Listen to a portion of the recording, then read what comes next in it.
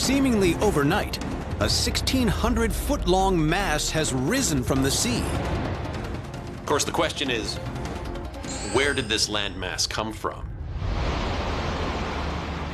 Tales of islands magically appearing in these waters date back many centuries. Ancient seafarers actually documented when they would see new land being formed. These islands would pop up, scare the crap out of people, and then disappear. The locals here refer to these islands as the place that jumps back and forth. These crazy myths have now been confirmed by satellite imagery. Clearly, this isn't some optical illusion or trick of the eye. This is a real island. The first eyewitness accounts of something weird happening in these waters come from December 2014. You've got people watching as the ocean literally comes to life. It explodes. It's violent. The entire water column is heaved upward as it flashes to steam. An undersea volcano erupts, sending an apocalyptic plume of ash, rock, and steam 5 miles into the skies.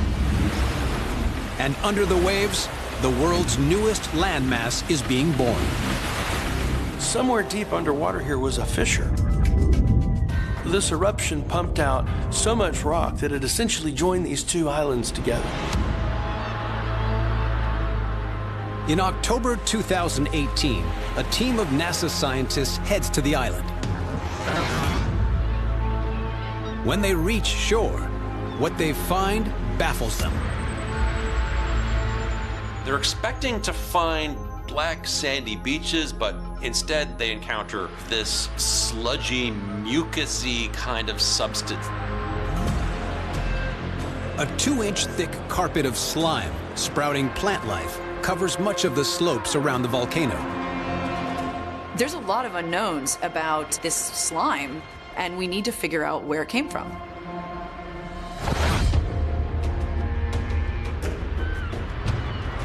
The question is, could this be some sort of primordial ooze that's come up from some deep place? This raises a frightening possibility. This could mean that this slime is alive.